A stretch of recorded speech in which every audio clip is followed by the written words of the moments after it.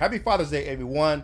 Coming up on this edition of the Die Hard Den podcast, Seany J and I look at the running backs for the Lions and tell you who's in and who's out for the upcoming season.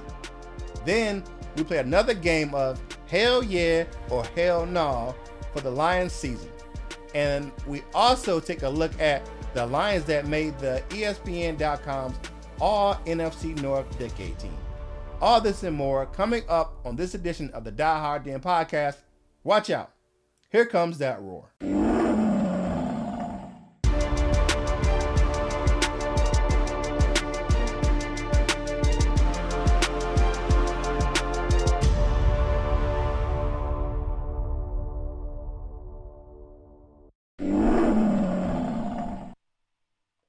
What up, though? This is Kurt Steele, and welcome to the Die Hard Den podcast. And as always, I'm with my man, Seany J. Hello, good people, and happy Father's Day weekend to all the fathers out there. Yes. Happy Father's Day to everyone. Hey, you know how we do it. As we always do at this time, it is time to tell me something good. And this week, we have the Lions alumni with very special Juneteenth messages yesterday in celebration of the true emancipation of the slaves in America. So big shout out to those guys. If you want to go and check it out, you can go out on lions.com or the Lions social media pages like their Twitter or their Instagram and see all of those wonderful Juneteenth tributes that the Lions alumni did yesterday. So it was a wonderful thing. I did post something about that on our page as well. And I'm happy to see the Lions NFL doing that. And I hope it does become a national holiday, just like the 4th of July or Memorial Day or Labor Day. Yes, it's a very big day in our country. And it's definitely not, it definitely doesn't have the recognition it deserves. So, but, moving on, what we're going to do this time is play our game from last week. We'll continue to go through the roster. We're going to play in or out. And this week, we're going to tackle the running back position. So I'm going to read the names off. And my man, he going to tell me, does he think they're going to be on the squad? They're going to be in or out. They're going to be on the practice squad or they're going to be off the team. So we're going to go through the running backs and the fullbacks. First up is Wes Hills, running back, 6 foot, 218. In or out, my man? Out for a possible practice squad candidate, especially if they expand the practice squad. All right. I think so. They're looking at where it may be, I think the proposal right now is a 16-person practice squad because of the COVID-19. All right. Next up, we got the draft pick, Jason Huntley, 5'9", 193. And he has a lot of speed, and that's exactly what the Lions want and need. So he's going to be in. Definitely think he's going to be in. I think he's going to be paired up with Jamal Agnew in the return game. So, it give Agnew where he's going to have that transition. We'll talk about that in a minute when we get to 2 points conversing. But he definitely can spell him in one of those areas in the return game. So next up, Kerryon Johnson, running back, 5'11", 211. At first, I thought, here is a chance he might be cut or traded if the other guys outplayed him. But the more I think he's going to be in.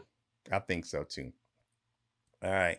Ty Johnson, running back, 5'10", 210. Practice squad, because I think I'm only going to keep 4 guys, and we're going to get down to 2 already. I'll tell you who the other 2 are in a minute. Okay, so Ty Johnson, practice squad. I can see that happening. I can see him taking a step back to the practice squad. Next up will be Bo Scarborough, running back, 6'1", 235. You got Scarborough in. Yes. I think he's going to be in. I think the Lions keep 5 running backs. I don't think they keep 4. I think they keep 5. I think they keep 5, and one of them is going to be special for special teams purposes. I think is what they're going to keep 5. All right, so the next one up, the last of the running backs, and we both think he's going to be in, definitely, is the draft pick DeAndre Swift out of Georgia, 5'9", 215. Definitely in. Definitely in. All right, so let's get down to the two fullbacks we have. We have Nick Bowden, 6'2", 245, and you got Luke Sellers, 6'1", 250. Which one of those guys will be in, and which one of those guys will be out? I'm going to be a little unconventional here. I think neither one will make the team, but Sellers has a chance at the practice squad. I say that because they want to make sure they have enough room to keep guys like Agnew, who really doesn't have position. He's more of like an athlete, receiver. And I think Hunter, they're going to keep a fourth tight end. And rookie free agent Washington, what's his name? So that's why that. I think they're going to cut back. They're going to have a fullback this year. They can get creative and use one of the tight ends like at fullback. Okay. So that's why neither guy will make it. That's my opinion. Okay. I think they're going to bring Bowden back. I think Sellers may be a practice squad person. But hey, that's what we got for our running backs and fullbacks. Here's the list one more time. If you take a look at the screen, if you're watching on YouTube or Facebook, thank you for watching this episode of the Die Hard Den podcast. And these are the running backs and fullbacks. And in we have Jason Huntley, Kerryon Johnson, Bo Scarborough, and DeAndre Swift. And Seany J doesn't have a fullback on the squad. I have Nick Bowden on the squad, and I think I also have Ty Johnson on the squad as well. But those are who we have, and now it is time for us to play our favorite game right here on the Die Hard Den podcast. It is time to play Hell Yeah or Hell Naw. So this week, let me get this pulled up. All right, first up is that the Lions offense will rank in the top 10 in total offense. Hell yeah or hell no? Hell yeah, because Stafford's coming back. I like our running back, I like our receivers. Bevel's a good OC, so definitely hell yeah. All right, Kenny Golladay will lead the NFC North in receiving yards. Hell yeah or hell no? Hell yeah, he's the new Randy Moss, Calvin Johnson of the NFL. Okay, that's a big compliment right there. Okay, Trey Flowers will end the season with double-digit sacks. I would say hell yeah. I say he's going to have a minimum of 10. That's he has more help. I think a more aggressive defensive coordinator, all that will help. He had 7 last year, so what's 3 more? Okay. All right. Matthew Stafford will win NFL Comeback Player of the Year. Hell Definitely yeah. Hell yeah. Hell yeah. Hell yeah. I believe that too. I agree with you on that one. I concur. It's going to be a hell yeah on that one. Matt Patricia will be a candidate for NFL Coach of the Year. Hell yeah or hell no? Now that's a tough hell yeah one. Hell yeah, because he's going to lead the Lions back. I think they're going to win the division. They're definitely going to make the playoffs. So with that, he should be NFL Coach of the Year. Okay. So I have to say he will be a candidate if he can get the Lions in position to win, to make a playoffs run. I could definitely agree with that. He will be a candidate for the NFL Coach of the Year. I definitely would agree with that. All right. Next up, the NFC North will have 2 teams in the playoffs. Hell yeah or hell no? Hell yeah. The Lions is a division winner, and I go with the Vikings as a wild card. Okay. I think I would take that. And instead of the Vikings, I'll put the Packers. All right. And last but totally not least, the Lions will have 2 players selected to first team All-Pro. Hell yeah or hell nah? Hell yeah. They have one, at least one on offense and one on defense. Okay.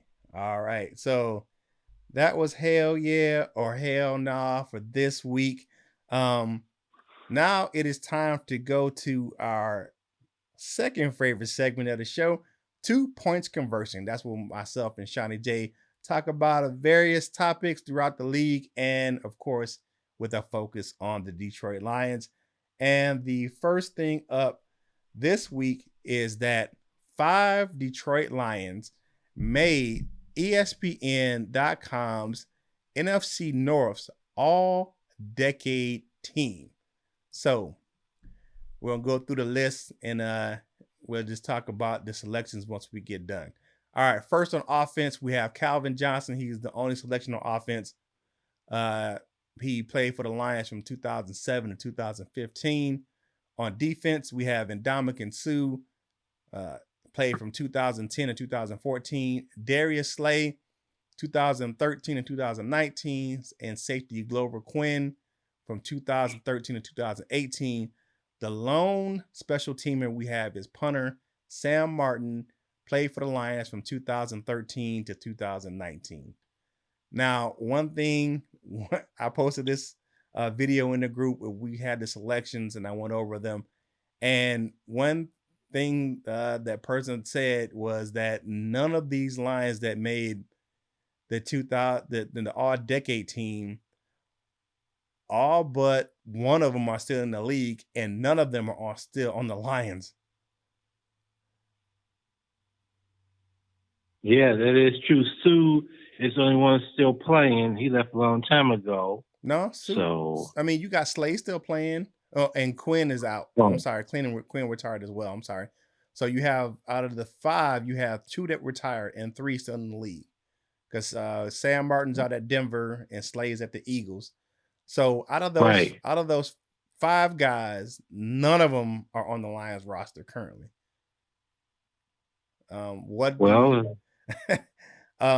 will say this: they're all deserving, definitely, and I think that, to be honest with you, a couple of them probably could make the all decade team for the league if it's not first team or second team. Where I think that Calvin Johnson can make all first team for the decade, and I think that probably Darius Slay could make it as well. Even probably Sam Martin could probably make it as well. You know, they have the stats to put up against anyone in during their time period in the league, especially Slay. You know, Slay was one of those guys where he, for that time period, you know, he was probably tops in the league in pass defended, and he was probably up there in interceptions as well. So I mean, these are some of the guys that definitely can be in the top. You know, the only thing I would say that would knock Suh out is the emergence of Aaron Donald. You know what I'm saying? Like, Aaron Donald is probably the best defensive tackle in football, probably one of the best players in football, right up, since he came in the league. I mean, right. I agree with your assessment. Yeah. The fact that none of them are no longer Lions, or a couple of in the league, well, a decade's a long time, and so you know, everybody can't keep everybody's not going to stay on a team for 10, 15 years, like Tom Brady or Drew Brees or somebody like that. Football is a rough game. Attrition is high. Turnover is high. Most of them stay like a minimum of 5 years, which is pretty good. Like Suh stayed down 5 years, and Slay was here for 7, and so was Calvin, or 8 years. So you can't stay forever. So that doesn't bother me so much. Would I like them to see them finish your career Detroit and win a Super Bowl? Absolutely. But it is what it is, you know. And this is just for the NFC decade, right? Yeah, this is the NFC North. NFC North. Is just for the NFC. And that's what, for the division for ESPN.com. Yeah. Right. I mean, what's that? That, you know, that's so, that doesn't really mean anything. I mean, but if you look at it, it's just, you know, it's just a media outlet giving their synopsis of, you know, who would have been the tops in that division. You know, I don't think they've published. They haven't published their all decade team. They done by division so far. So, but when they, I mean, we'll see how it, you know, shakes out. Because these lists will be coming out. PFF will have their list. NFL.com will have their list. But I just wanted to highlight the Lions that were actually got selected by NFC, the ESPN.com for their NFC North All Decade team. I mean, that's I always would definitely would tout, anytime the Lions make any of those lists, I think it's one of those things where it needs to be recognized. All right, so moving on. The next one, the NFL made Juneteenth a work holiday. We talked about that already, and we definitely think that it should be a national holiday. I think that it would. One of the things that I would think it would do, and it definitely would have the country a wake up call as far as the history. Juneteenth is just shouldn't be a African American holiday. It should be a national holiday because it's part of American history. It's just not part of Black history. It's a part of American history. So it's a big turning point in American yeah. history. So big shout out to the NFL for recognizing Juneteenth as a work holiday, and that the league was not at work. And so I think you had a fan question that came in on our Facebook page. What you got there for the fan question? Yes, I want to say I got to give a shout out to my girl Sheila of the Philippines. She's a big fan of in support of our podcast and our page, a very special person to me. And she asked a very legitimate question of what's going on. She said, will there be a football season in 2020 due to the coronavirus?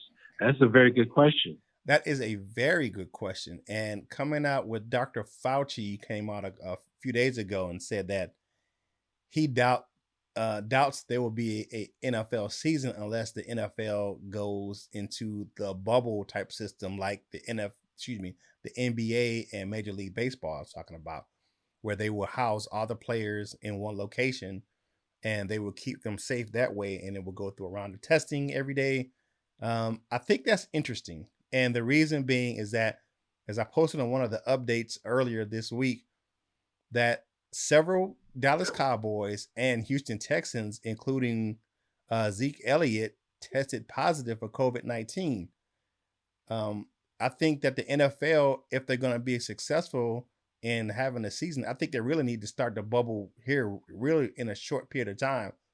That way they can identify players that need to be quarantined, and you can have them in a self-contained area and quarantine them for a while. I think it's going to be like an old school, either, games that are, within driving distance, they would drive and they would use private planes to get from one location to another. There's no more that flight, chartered planes where they would be able to disinfect everything, and everything will be transported in a private type manner to get everything there in a sanitized before it leaves the Allen Park, and then sanitized again once it gets to its destination. So I think that it can be an NFL season, as is my opinion, but it needs to be, the kinks need to be worked out like right now. And I think players need to start being quarantined and being held in a bubble like very, very soon. Yes. Same thing for college, because we hear a lot of college players. Look at all those Clemson players who are tested positive. Like 20 of them or something like that. It's like crazy. Oh man. And I think that's the one thing. I think that would be the one thing that was the saving grace of the NFL versus college football. If you look at the rosters in college, each team has like 100 players. If you get to the NFL, you get to the NFL season, you're down to those 50 guys, and you can contain that amount of players easily or easier than you can 100 something players. And plus you have the student body that's there on the campus as well. So, because you can't just quarantine a football team, where they're going to take classes at, you're going to bring in, what kind of accommodation would you do for that? That's a tougher deal than it would be for an NFL team. Think about it. If you try to put a college team in a bubble, how they're going to go to class? Is it going to be all video classes? you know, are they going to go to school online and just be on campus for football? And then how does that work out with in fairness to the other student members of the student body? I mean, there's so much things to work out with that. So I think that there will be an NFL season. I just think that with Dr. Seals, he says the NFL, who is Dr. Seals, if you don't know, is the chief medical officer for the NFL. And he said that the league is doing everything possible um, to make sure that they get the league started on time and with all the players healthy. And one thing that, I mean, there's a picture out there, and it's a BS picture, but there are development prototypes that are being developed that will have an integrated mask in the helmet to cover the player's face. So I mean, and they're building prototypes where they can have these what do you call that, face masks inside the helmet where the players can wear it and won't hinder their breathing while they're playing.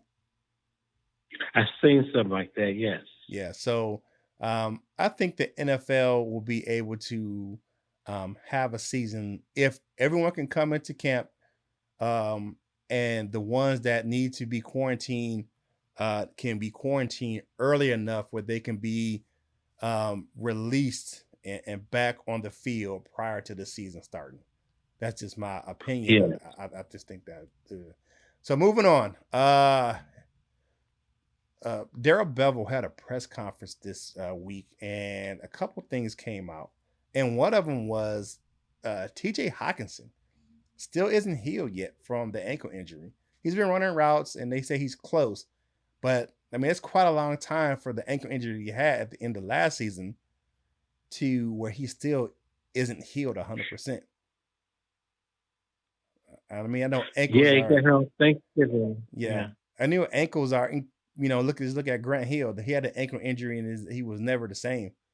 He made a lot of money, especially off the Pistons and the Magic, where he was getting paid to sit on the sidelines. But I mean, ankle injuries are a sensitive bone, so I mean, you have a lot of tiny integral parts. I've had ankle surgery, and it's not a fun thing. But what do you think about his chances of coming back 100% for the season? Well, here we are. It's June 20th. Yep. Ask me that question. Hopefully, by the time the season starts in September, you got some more time to heal. When you look at the injury on Thanksgiving Day, it was a nasty looking injury. So I think to be where he is at this point is right on schedule. So as long as he's ready to go, hopefully for the 2020 season, I'm not going to worry about it now in June. If we still talk about this in August, September, then I'll start to worry. Okay. Now, one thing that was confirmed, we talked about this a couple of times, that Jamal Agnew is definitely now switched from defensive back to wide receiver. And I got a big smile on my face because I think that that's the best uh avenue. Like you say, he's more of an athlete. I think he can with his speed, he can make bigger contributions to the offense than he can on defense. But you had a former Lion reached out to him on social media, on Twitter. Golden Tate says, "Hey, Ag, come see me, and I help you get ready for the switch." What do you think about him? Yeah, I saw that. Yeah, him switching from wide receiver, to two wide receiver from defensive back. But once again, he's a good athlete. He doesn't really have a set position. I think he can play anywhere on the field. The Lions think his speed and talents will be best utilized on offense at receiver. And remember, I posted in our page in the group, Lions did several years ago, another number 39, Leonard Thompson. Remember him? Yeah. From the Lions? He was a speedy running back. But they moved him to receiver. He had a much more, his career took off after they moved to receiver from running back. And even Golden Tate said it was mainly a running back in his high school career before he moved to receiver. So, he get that speed. I was hoping it could be like a Deion Sanders type DB. He could return kicks and play defensive back. Well, I'll go for give me another Leonard Thompson type player, and I'll be happy. Okay, yeah. I think it's going to work out well. I just think that his attributes are going to be better on offense. I just think that, but can he catch the ball? That's going to be a thing. He's going to have to work on his hands to get them things straight for the season. So, but good luck to Agnew. I look forward to seeing him on offense.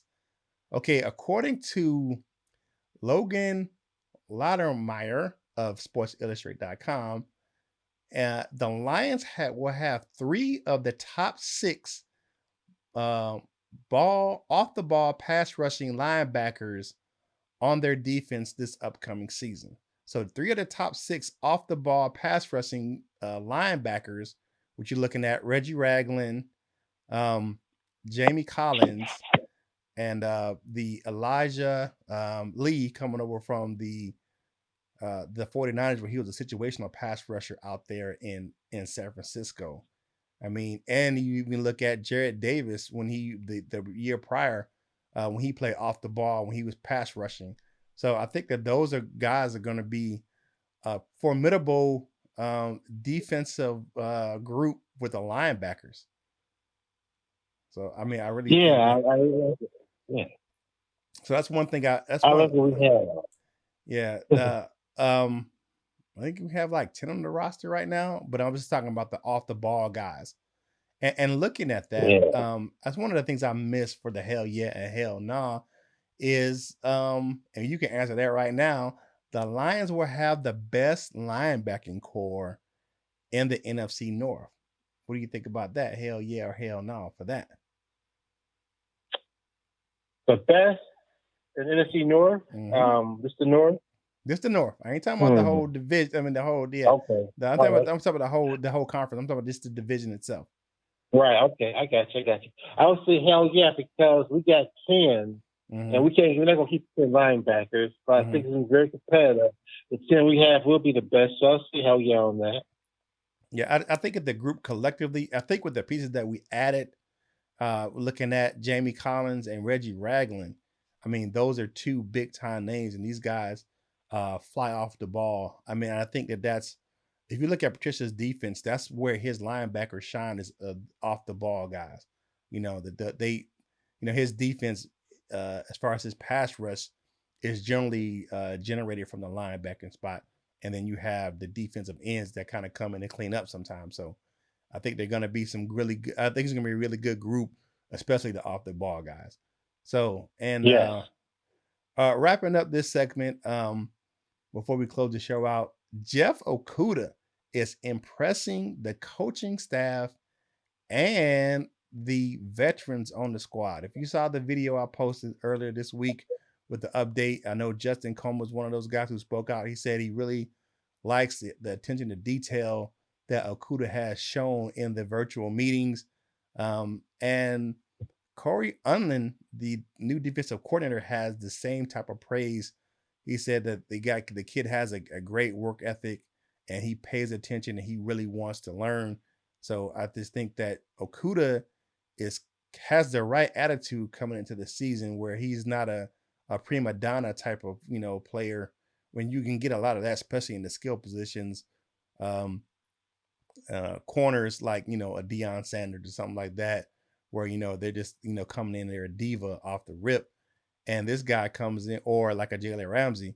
So, but this guy's coming in and he's putting his nose down and really trying to learn, and it's what do you call that? I would say it's paramount now because they can't get on the field, and for him to pay attention and have attention to detail during those meetings, the virtual meetings, it speaks volumes of what he's going to be on the field. Yeah, he's exactly what we need. Like I said, he's a 3rd pick overall. We need him to be everything as good as advertised because, like I want Isaiah Simmons, but they chose Okudah. He was mocked the Lions all year long. The Lions took him. Let's hope he becomes the player they think he's going to be. Right. Hey, we thank you for listening in to the Die Hard Den podcast or watching on YouTube or Facebook. And we appreciate you. Hit the share button, hit the like button on YouTube, hit the notification button so you know when you get some fresh new content from right here at the Die Hard Den podcast. Hey, it's time for us to go ahead and get on out of here. So, Seany J, tell the people how they can find you on social media. Hi, my name is Sean Jennings. I'm head administrator of the Lions group, Detroit Lions Cheers fans. I'm happy to add you there if you're interested. All right. So you can find me on Twitter and on Instagram at Curtis Steele 14. You can definitely find the Die Hard Den podcast on Facebook at www.facebook.com/Die Hard Den podcast. You can follow the show on Twitter at Die Hard Den Pod C1. You can go over to our YouTube channel, Die Hard Den podcast, and check out the video content that we had over there. And you can follow us on Instagram at die_hard_den_podcast. So, Seany J, any parting messages to the fans out there before we get out of here? Yes, I know a lot of the states are reopening from the COVID-19 thing, but still, it's real. Be careful, people. Use social distancing in good sense. All right. And again, I definitely want to echo his sentiments. Stay safe, wear a mask. Definitely. The CDC said that's one of the ways we can curb the COVID-19 cases is wear a mask when you're out in public. And I would definitely, again, like to give a big shout out to the dads out there. Happy Father's Day. Enjoy the weekend with your family, with your wife, with your kids.